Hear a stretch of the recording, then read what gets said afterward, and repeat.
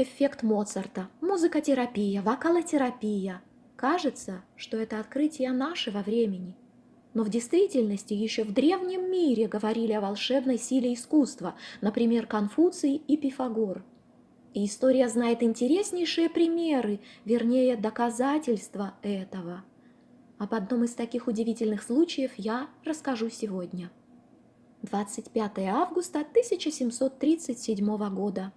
Испанский трон занимает Филипп V, который царствует с 1700-го, и он останется монархом до своей смерти, до 1746-го. Самое долгое царствование в истории Испании. Но в 1737-м Филипп не может исполнять свои королевские обязанности, ведь он безумен. По иронии судьбы, он принял трон от другого безумного монарха, Карла II, получившего из-за своего душевного заболевания красивое прозвище «Зачарованный». Состояние Филиппа современники тоже называют красиво глубокой меланхолией. По современной классификации психических заболеваний его диагноз, скорее всего, маниакально-депрессивный психоз, биполярное расстройство. Первые симптомы заболевания проявились у Филиппа еще в 1730 году. Все началось с тяжелых головных болей и угнетенного настроения. Он забивался в спальню, подпирал мебелью окна и двери и тоскливо стонал. Постепенно состояние монарха ухудшалось. Временами он почти полностью не только утрачивал вкус к жизни, но и оказывался неспособен к какой-либо деятельности, мог целыми днями не покидать постель, отказывался менять белье, мыться, стричь волосы и ногти. Иногда он заявлял, что уже умер, и часами сидел неподвижно, засунув салфетку в рот. Порой кидался тем, что попалось под руку вслуг. Длительность приступов варьировалась, счет шел на дни, недели или даже месяцы. Один из эпизодов растянулся на полгода. Королева Изабелла Форнезе старалась вернуть царственного супруга к нормальной жизни. Поначалу она пробовала светские развлечения, но обнаружилось, что радости монарху они не прибавляют. Следующим шагом стал домашний театр. Инфанты сами сочиняли короткие пьесы и разыгрывали их перед отцом.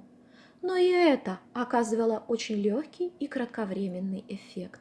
Как истинная итальянка, обожавшая оперу, Изабелла решила прибегнуть к последнему средству – вокальному искусству. Проблема заключалась в том, что Филипп V был равнодушен к музыке в целом и придворным музыкантам в частности. Тем не менее она рискнула. Честь стать необычным лекарем выпала Фаринелли, ведь он был уже настоящей суперзвездой, голосу которой приписывались едва ли не чудодейственные свойства.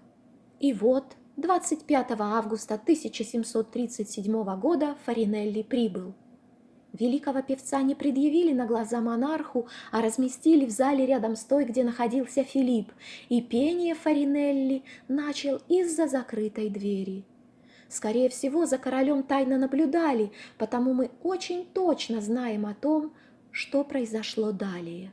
При первых звуках божественного тембра Фаринелли король встрепенулся.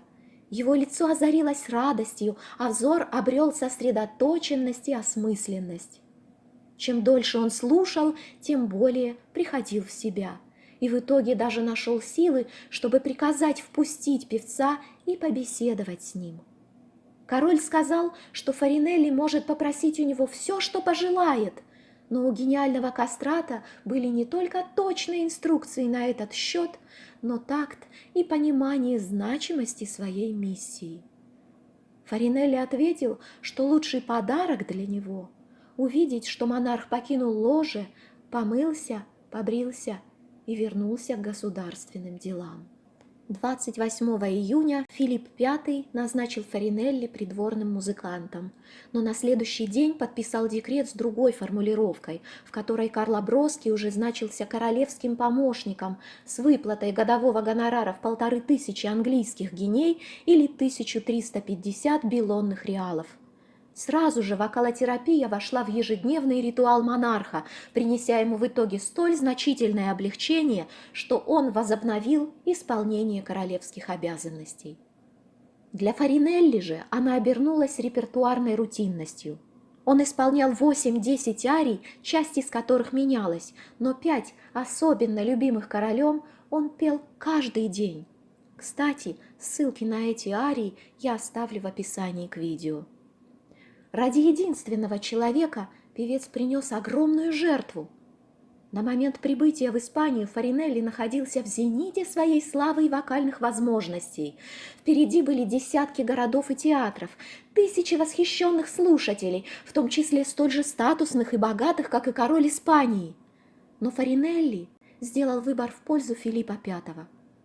Отчасти это компенсировалось реакцией монарха, без остатка погружающегося в исполнение, и для певца очень ценно было то, что король ежедневно слушает его, как в первый раз.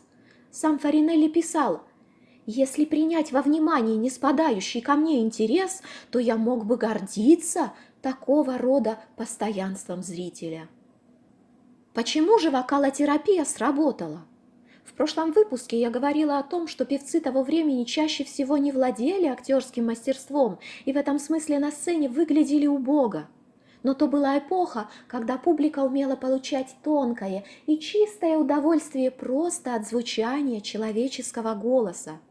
Услаждение слуха, если тембр певца был красив, а техника совершенна, оказывалось достаточно. Филипп V, равнодушный к музыке, да еще и выросший во Франции, резко отвергавший итальянское вокальное искусство, все-таки оставался истинным сыном своего времени. Опасения Изабеллы Форнезе были напрасны. Ее царственный супруг, как и прочие, был вполне подвержен волшебной силе искусства.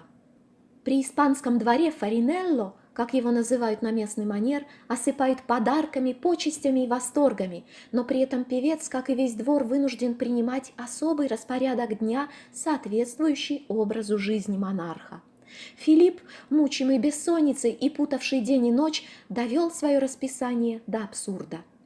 Он завтракал в кровати в 13 часов, на утреннюю мессу приходил к 17, ужинал ранним утром, а спал всего 3-4 часа в сутки.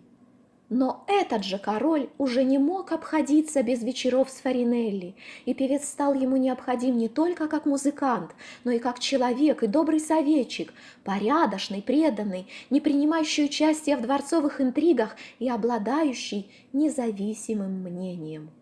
Стремительное назначение Карло Броски королевским помощником в самом начале его пребывания в Испании оправдывало себя. Фаринелли обрел значительное влияние при дворе и решал массу вопросов. Его усилиями был создан оперный театр, собрана труппа, он организовал множество дворцовых празднеств. Некоторые проблемы были абсолютно не связаны с музыкой, например, осушение болот у реки Тахо, строительство каналов, приобретение лошадей в Венгрии для улучшения испанской породы и так далее. Это влияние поддерживалось репутацией певца, честного и готового бескорыстно оказать помощь, если она требуется. Его друг Метастазио пишет, что испанский министр Дон Антонио де Аслор заверил нас, что доброта и умеренность твоего характера ни в коем случае не пострадали от твоего высокого поста. Он говорит, что даже достигнув столь завидного положения, ты не нажил врагов. Да простит меня твое сиятельство, я могу вообразить себе, насколько осторожным, бескорыстным и добродетельным должно быть твое поведение. Так прошло 9,5 лет.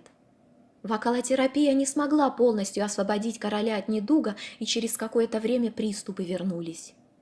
То ему казалось, что на него нападают люди с гобеленов, и он должен защищаться, то вновь, что он уже умер, и он сутками лежал неподвижно, отказываясь от еды. 9 июля 1746 года король скончался. Фаринелли всего 41 год, и по-прежнему вся Европа может лечь к его ногам, а он вновь делает выбор в пользу одного человека – Фердинанда VI. Впереди еще целых 13 лет в Испании, но это уже совсем другая история. На сегодня все. Ставьте лайки и пишите комментарии. Это стимулирует продвижение подкаста и выход следующих серий. До новых встреч!